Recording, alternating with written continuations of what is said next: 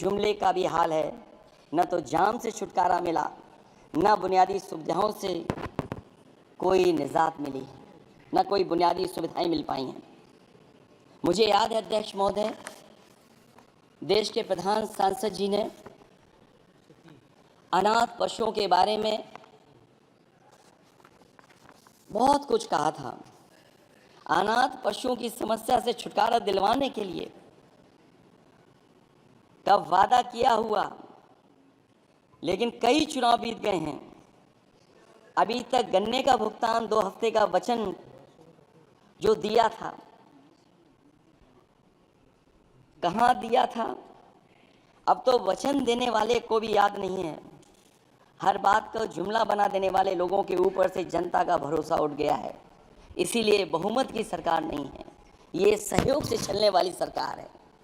Double engine के नाम पर उत्तर प्रदेश को टकराहट के सिवा कुछ हासिल नहीं हुआ है।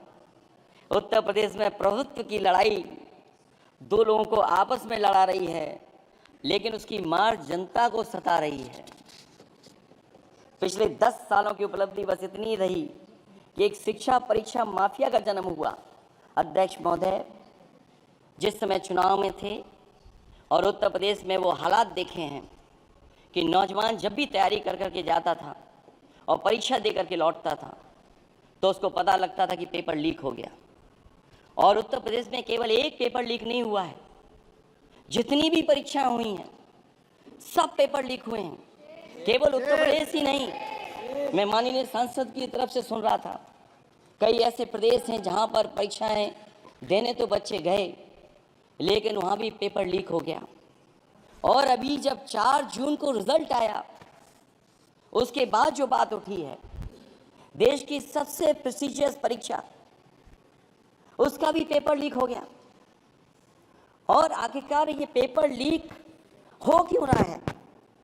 सच्चाई तो ये है कि ये सरकार पेपर लीक इसलिए करा रही है कि सरकार नौकरी नहीं देना चाहती, रोजगार नहीं देना चाहती, उन नौजवानों का भविष्य नहीं बनने देना चाहती। पिछले 10 सालों की उपलब्धि बस इतनी रही है कि एक शिक्षा परीक्षा माफिया का जन्म हुआ है, जिसने तथाकथित अमृतकाल में युवाओं के भविष्य की आशाओं को ही जहर दे दिया है। जो सरकार उम्मीद को मार दे, वह न तो वर्तमान को सुधार सकती है, न भविष्य को संभाल सकती है। सरकार आशा का प्रतीक होनी चाहिए, निराशा का नहीं। जनता चाहती कि हर समस्या के लिए बीते कल को जिम्मेदार ठहराने के बहाने को सरकार छोड़े और आने वाले कल की बात करे। अगले 1000 साल के झूठे सपने दिखाने वाले अगले महीने होने वाली परीक्षाओं के लीक न होने की गारंटी कब लेंगे? जनता अब न तो किसी बहकावे में आएगी और न किसी के बहलावे फुसलावे में आएगी। जो लोग कहते हैं कि अमृतकाल की बात करने वाले जनता का जागरण काल आ गया है। आज इस सदन में नए राजनीतिक जागरण के अनेक प्रतिनिधि बैठे हैं।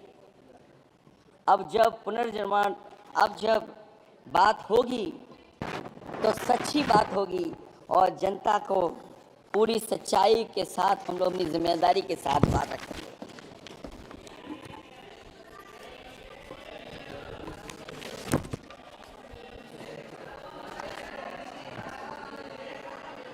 अध्यक्ष महोदय, एक जीत और हुई है, एक जीत और अध्यक्ष महोदय हुई है। मैं जानता हूं सत्ता पक्ष बैठे वाले लोग समझ गए होंगे। अयोध्या की जीत भारत के परिपक्व मतदाता की लोकतांत्रिक समझ की जीत है। और हम तो अध्यक्ष महोदय यही सुनते आए हैं, होए वही जो राम रची राखा, यह है उसका फैसला। अध्यक्ष महोदय, होई वही जो राम रची राखा, यह है उसका फैसला। जिसकी लाठी में नहीं होती आवाज, जो करते थे किसी को लाने का दावा, वो हैं खुद किसी के सहारे के लाचार।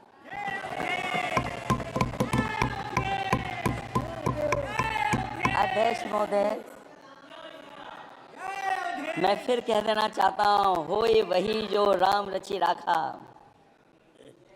यह है उसका फैसला जिसकी लाठी में नहीं होती आवाज़। जो करते थे किसी को लाने का दावा, वो हैं खुद किसी के सहारे के लाचार। हम अयोध्या से लाए हैं उनके प्रेम का पैगाम। हम अयोध्या से लाए हैं उनके प्रेम का पैगाम, जो सच्चे मन से करते हैं सबका कल्याण। सदियों में जन जन गाता है जिनके गान, अभय दान देती जिनकी मंद मंद मुस्कान, मानवता के लिए उठता जिनका तीर कमान।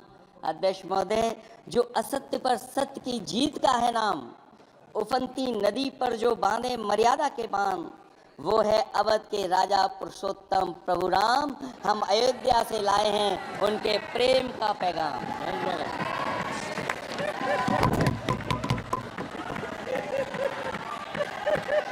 अध्यक्ष महोदय,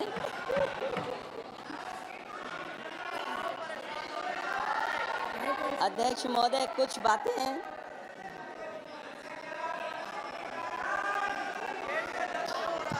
अध्यक्ष महोदय, कुछ बातें समय और काल से परे होती हैं।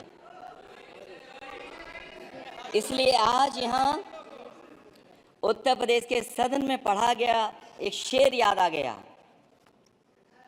जो तब सही था